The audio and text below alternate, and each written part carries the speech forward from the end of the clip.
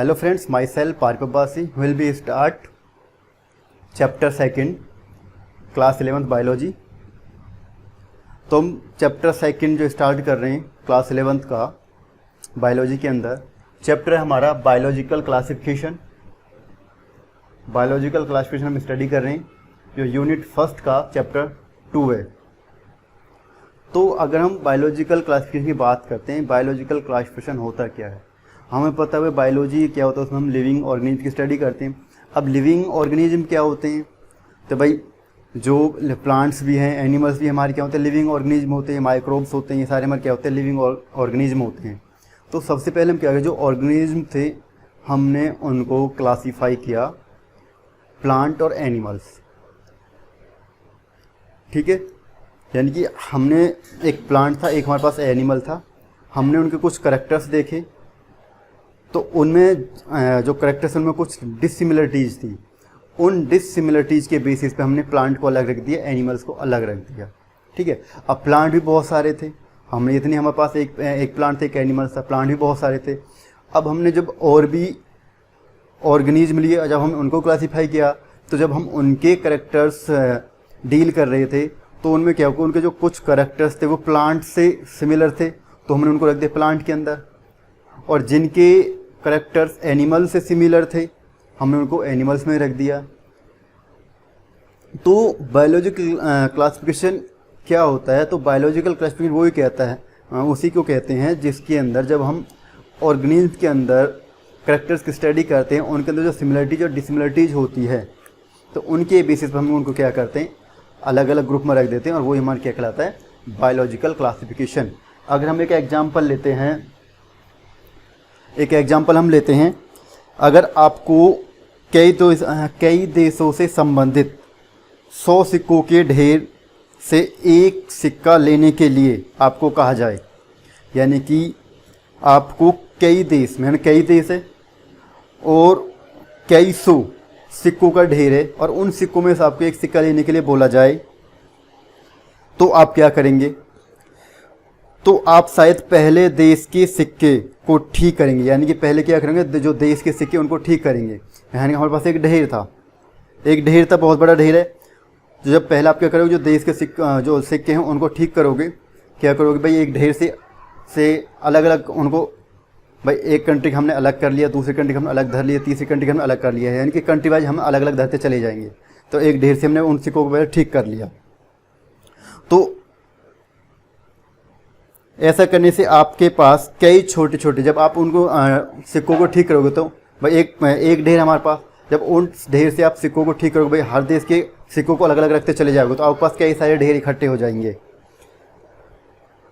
तो आप समय समय पर जारी सिक्कों के कई सेट मिल जाएंगे, और उस समय समय पर आपको जब उनको आप ठीक करोगे, तो अलग अलग करोगे, तो आपको कई सिक्कों के कई सारे ढेर आपको मिल जाएंगे। तो इस प्रकार प्रत्येक देश के ढेर में कई छोटे छोटे धन भी, जो पिल्स भी होंगे, और उन पिल्स को आप उप विभाजित कर दो, यानी कि सब ग्रुप में आप उनको विभाजित किया जाएगा, और हर एक पिल्स को अलग अलग व्यवस्था होगी, और इस व्यवस्था के बाद दिए गए विवरण को सिक्के में पता लगाना है कि आपके लिए बड़ा आसान हो जाएगा। ठीक है, मान लिया आपके पास एक ढेर है, बहुत बड़ा ढेर है, ठीक है, मैनी देश आपके पास, उनके कई सौ सिक्के हैं, आपके पास एक ढेर है, आपसे बोला जाए कि आपको इनमें से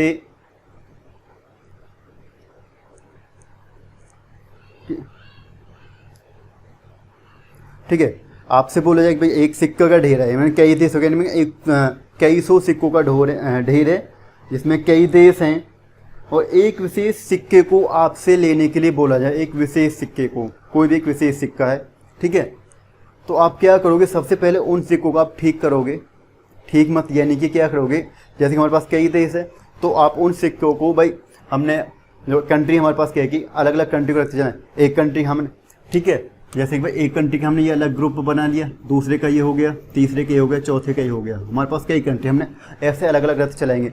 तो आप टाइम टू टाइम देखोगे तो आपके पास कई ढेर आपके पास मिल जाएंगे, सिक्कों के कई ढेर बन जाएंगे। ठीक है, तो तो हमारे पास कई सारे ढेर हो जाएंगे। तो जब आप ऐसा करोगे तो आपको क्या होगा, तो उन सिक्कों को विवरण, जो विवरण है सिक्कों का, ठीक है, तो आपको इस तरीके से सिक्कों का पता लगाना आपके लिए आसान हो जाएगा। ठीक है, कौन से किस देश के कितने, किस देश कितने, वो किस देश का है। ठीक है, पहले ग्रुप में तो हमें नहीं पता चला भाई किस किस के, तो जैसे हमने उनको अलग करा, भाई हर देश की करेंसी अलग अलग होती है, तो उस करेंसी के बेस हमने उनको अलग अलग कर लिया। जब हमने अलग अलग कर लिया, अब हमारे लिए उनका विवरण करना आसान हो गया। इसी प्रकार हमने बायोलॉजिकल क्लासिफिकेशन था, जो ऑर्गेनिज्म हम क्लासिफिकेशन करते हैं, इसी बेसिस पर हम उसको करते हैं। भाई हमने इसीलिए तो क्लासिफिकेशन किया कि हम चीज़ों को अच्छे से जान पाएँ, हम उनको आइडेंटिफाई अच्छे से कर पाएँ, हम उनकी स्पीसीज का पता लगा पाएँ। ठीक है, अगर हम इन सिक्कों का हम क्लासिफिकेशन नहीं करते, ग्रुपिंग नहीं करते, हमें पता ही नहीं चलता भाई इसमें किस किस देश के सिक्के हैं। जब हमने जैसे इनका ग्रुपिंग किया, भाई ढेर से हमने अलग अलग सिक्कों को अलग अलग किया, तो उनके कई सारे ढेर बन गया, हमें पता चल गया कौन सा किस देश का सिक्का है, किस किस देश के सिक्के। उसी प्रकार हमने बायोलॉजिकल क्लासिफिकेशन किया था ऑर्गेनिज्म का। जब हम ऑर्गेनिज्म का बायोलॉजिकल क्लासिफिकेशन करते हैं तो ऑर्गेनिज्म को हमने दो ग्रुप में बांट दिया, प्लांट और एनिमल्स में। हमने हमारे पास एक ये प्लांट, एक ही ऑर्गेनिज्म था। ठीक है, ये तो हमारे पास ऑर्गेनिज्म थे। हमने इन दोनों के कैरेक्टर्स को क्या डील किया। तो जब हमने इनके कैरेक्टर्स को डील किया तो इन दोनों के कैरेक्टर्स में कुछ डिसिमिलरिटीज आई थी।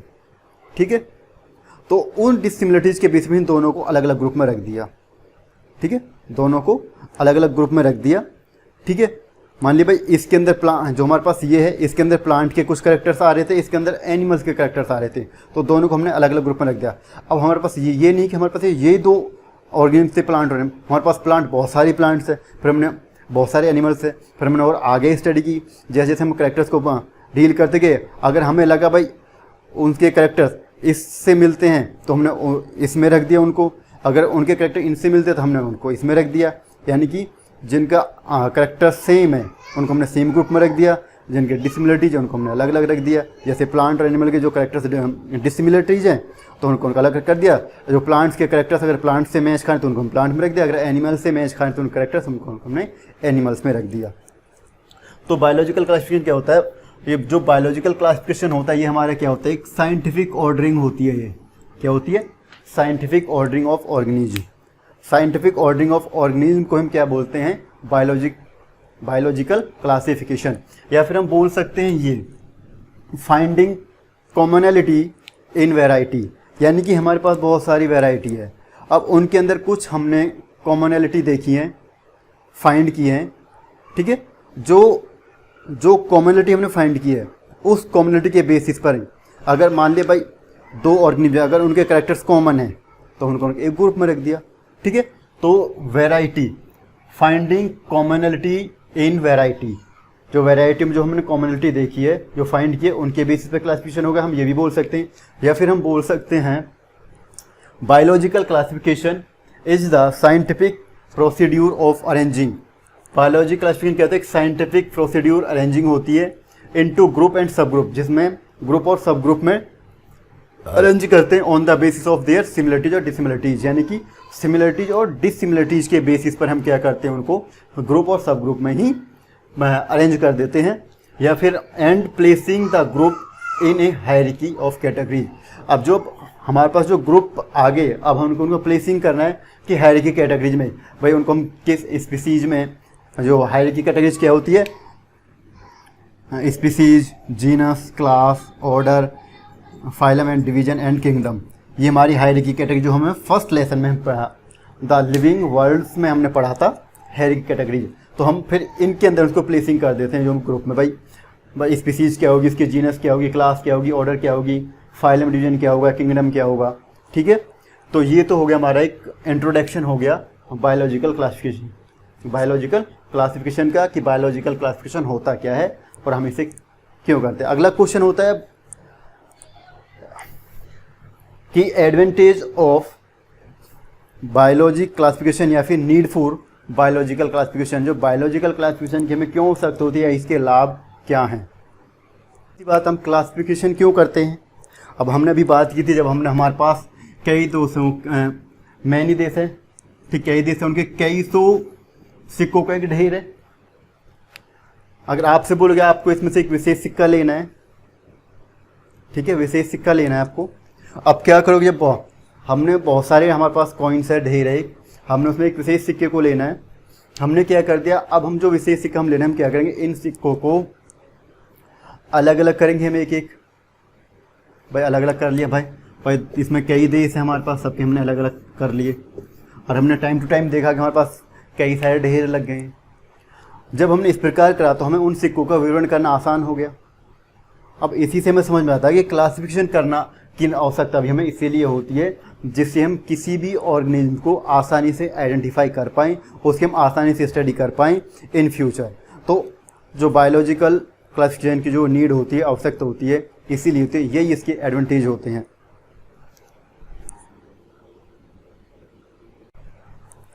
ठीक है, नीड फॉर क्लासिफिकेशन, क्लासिफिकेशन की आवश्यकता क्यों होती है?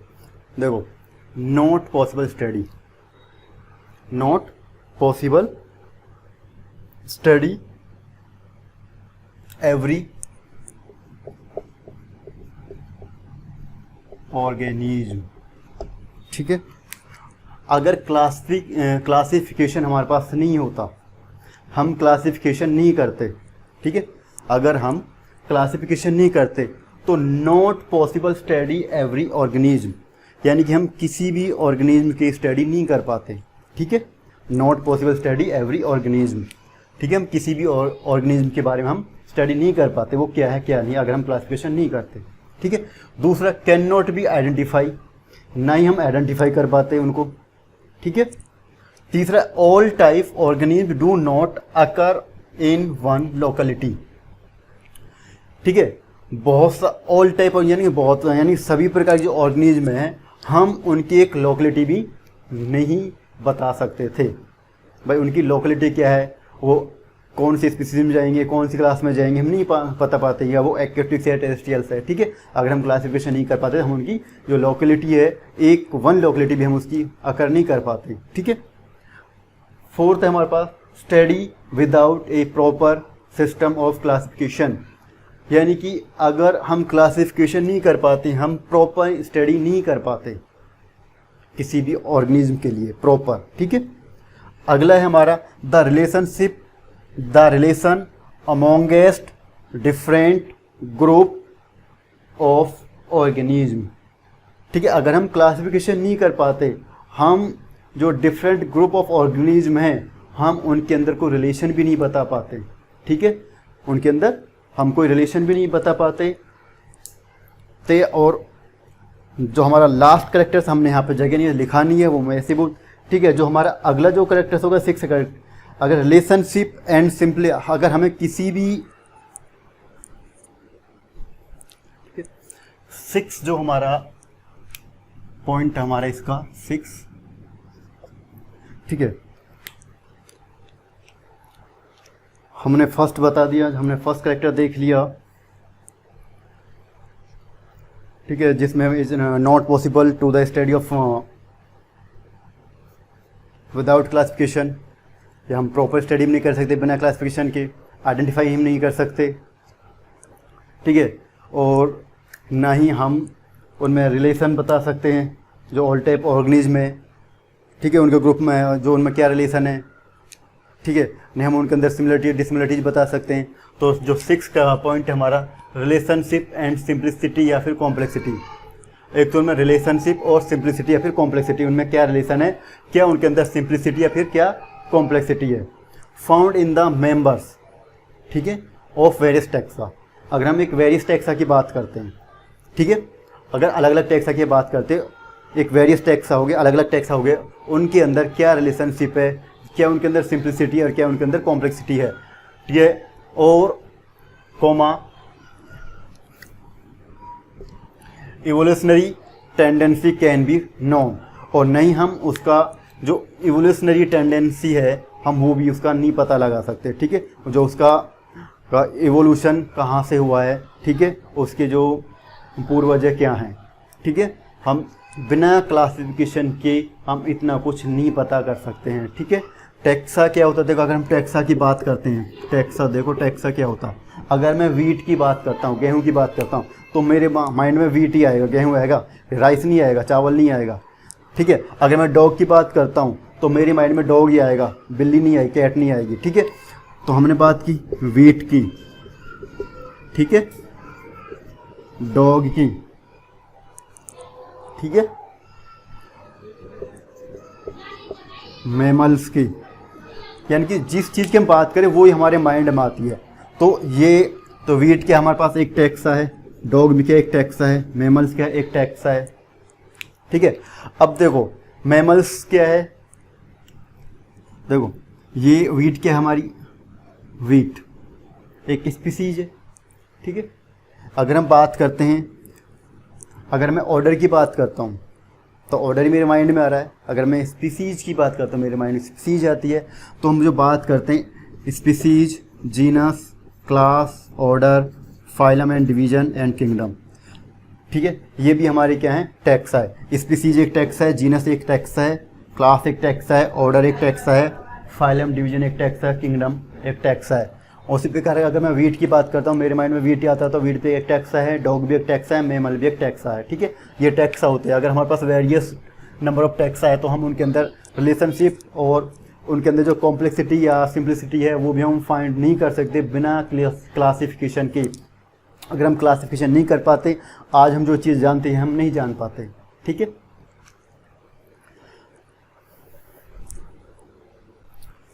हमने जो नीड फॉर क्लासिफिकेशन के हमने 6 कैरेक्टर्स हमने कर लिए हैं। ठीक है, अगर हमें क्लासिफिकेशन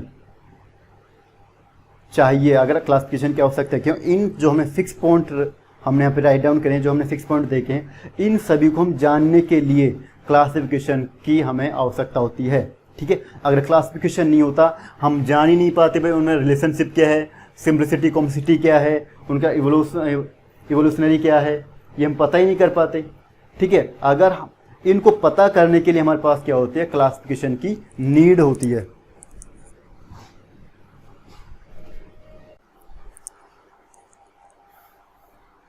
नेक्स्ट टॉपिक हमारा ऑब्जेक्टिव क्लासिफिकेशन, यानी कि क्लासिफिकेशन के उद्देश्य क्या हैं। ठीक है, जो वर्गीकरण, क्लासिफिकेशन का हिंदी में मीनिंग होता है वर्गीकरण, और ऑब्जेक्टिव का मतलब होता है उद्देश्य। क्लासिफिकेशन के यानी कि वर्गीकरण के उद्देश्य क्या हैं। अब जो क्लासिफिकेशन होता है उसके क्या ऑब्जेक्टिव है वो हमें बताने हैं,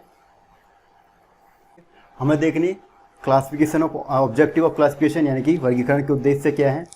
अब जो इसके उद्देश्य वो हमें जानने हैं। नंबर पहला है identify and describe all the possible type of species. जो भी हमारी जितनी भी हमारी पॉसिबल जो स्पीसीज है हम उनको आइडेंटिफाई और डिस्क्राइब कर सकते हैं। ठीक है, पहला उद्देश्य तो ये हो गया क्लासिफिकेशन का। दूसरा है हमारे पास arrange the species in various categories on the basis of similarities and dissimilarities.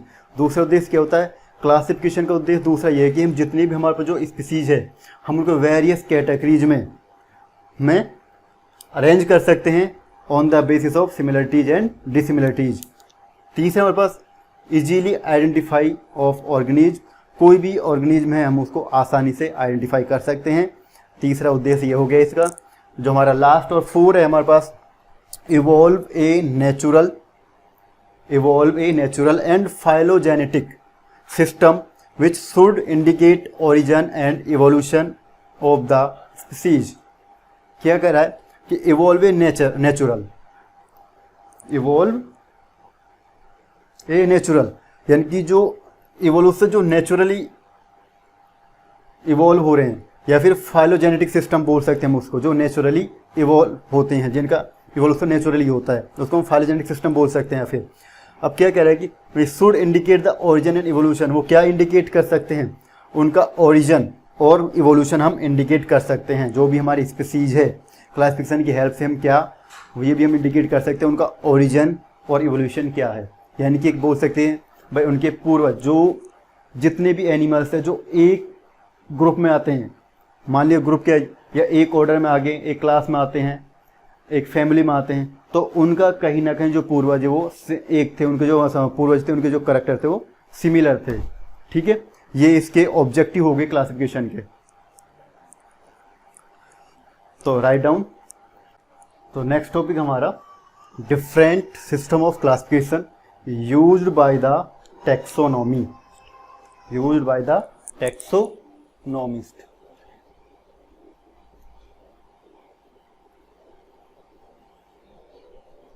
ठीक है, यूज बाय द टैक्सोनॉमिस्ट, यानी कि डिफरेंट सिस्टम ऑफ क्लासिफिकेशन करने के लिए टैक्सोनॉमिस्ट को यूज किया गया था। जो पहला जो टैक्सोनॉमिस्ट था, artificial classification system, artificial classification system, ATJ system,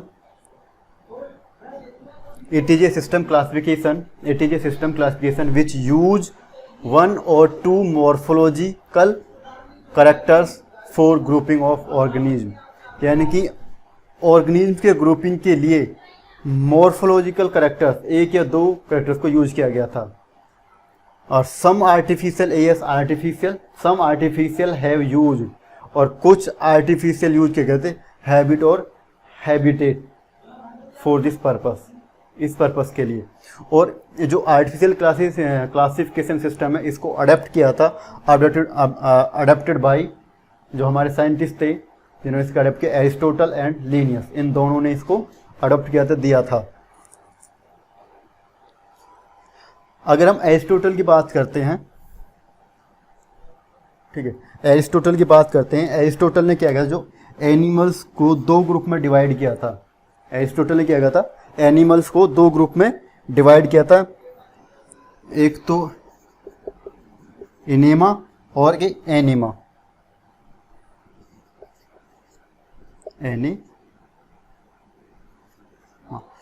ठीक है, एनिमल्स को डिवाइड किया था उसने दो ग्रुप में, ठीक है। एरिस्टोटल ने क्या किया था, एनिमल्स को दो ग्रुप में डिवाइड कर दिया, एनिमा और एनिमा। एनिमा, हम इसे थोड़ा सा, अगर हम एरिस्टोटल की बात कर रहे हैं,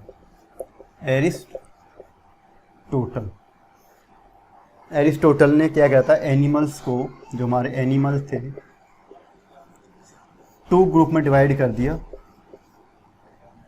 टू ग्रुप में डिवाइड कर दिया, एनिमा और एनिमा, एनिमा और एनिमा।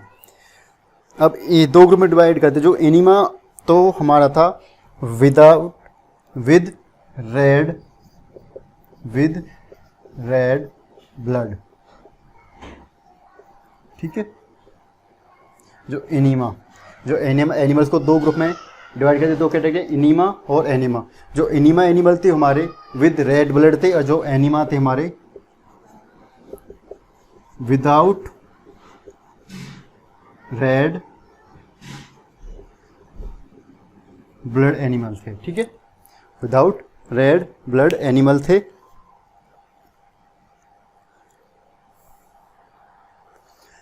ठीक है, ये दो कैटेगरी में। तो फर्दर एरिस्टोटल ने further animal classification of habitat,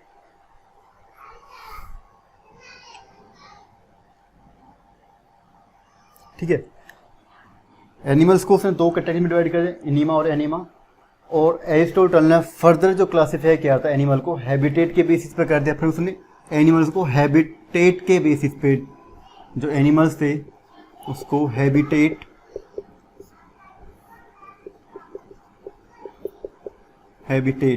के बेसिस पे डिवाइड कर दिया, एक्वेटिक्स एंड टेरेस्ट्रियल।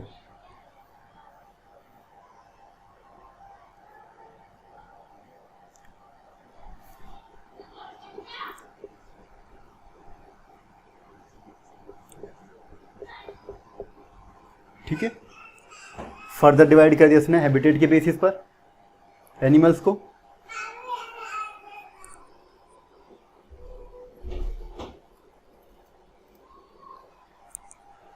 तो एक्वेटिक्स एनिमल्स कौन से हैं? जो हमारे वाटर्स के अंदर पाए जाते हैं। टेरेस्ट्रियल कौन से? जो हमारे लैंड्स पर पाए जाते हैं। ठीक है,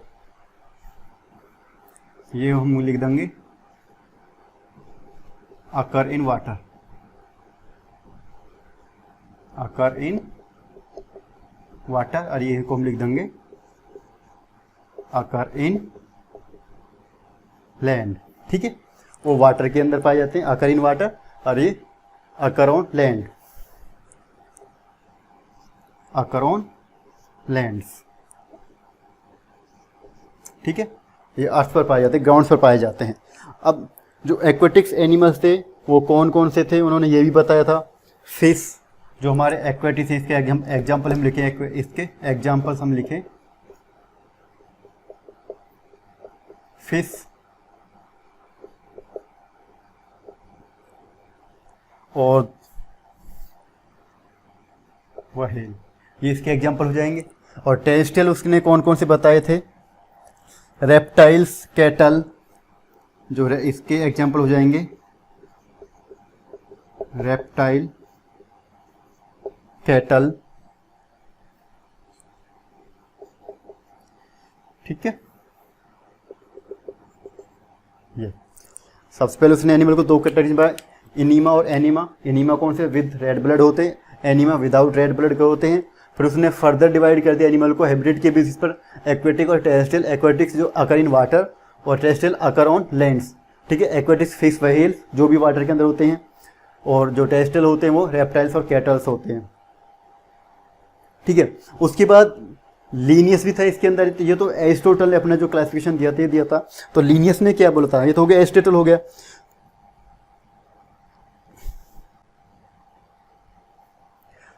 इसने एक्वेटिक, टेरेस्ट्रियल एक और दिया था तीसरा, जो एरिस्टोटल ने हैबिटेट के बेसिस पर इनको क्लासिफाई किया था। 3 हैबिटेट पर क्लासिफाई किया था। नंबर 1 एक्वेटिक्स, नंबर 2 हो जाएगा हमारे एरियल, ठीक है। नंबर 1 एक्वेटिक्स, नंबर 2 एरियल्स और नंबर 3 टेरेस्ट्रियल। हमने टेरेस्ट्रियल हो गया, एक्वेटिक्स हो गया। एरियल्स क्या होते हैं, जो हवा में होते हैं, ठीक है, आकर इन, ये हो जाएंगे हमारे बर्ड्स, ठीक है। बर्ड्स जो एरियल्स हमारे एग्जाम्पल में लिखूं इसके, बैट, चमगादड़, और बर्ड्स पक्षियां, बर्ड्स, ठीक है, बर्ड्स। इसने एनिमल 2 कैटेगरी में डिवाइड कर दिया, हैबिटेट के बेसिस पर उसने डिवाइड कर दिया, एक्वेटिक्स, एरियल और टेरेस्ट्रियल, ठीक है। एरियल्स, बर्ड्स और बैट्स। इसे क्या है, अब हम लीनियस की बात करते हैं। तो लीनियस ने क्या बताया, जो प्लांट क्लासिफिकेशन क्या था लीनियस में, plant classification on the basis of numerical of sex organs. Numerical of sex organs यानी कि जो नंबर ऑफ फ्लावर था, या जो नंबर ऑफ सेक्स ऑर्गन्स थे फ्लावर्स के अंदर, जो उनका अरेंजमेंट था, उसके बेसिस पर उसने इन 24 क्लासेस लाइक मोनेंड्रिया, डायेंड्रिया, पॉलिंड्रिया, मोनेसिया और क्राइप्टोगेमिया एक्सेट्रा, ये कुछ 24 क्लासेस थी लाइक ये, जिसमें उन्होंने बोला था जो क्लासिफिकेशन क्या थे प्लांट के अंदर, उसने उनके सेक्स, जो न्यूमेरिकल ऑफ सेक्स ऑर्गन्स थे के बेसिस पे किया था कि उनका अरेंजमेंट क्या होता है, ठीक है, और उसमें जो नंबर ऑफ सेक्स ऑर्गन्स कितने हैं उसके बेसिस पे उसने प्लांट को क्लासीफाई किया था, ठीक है।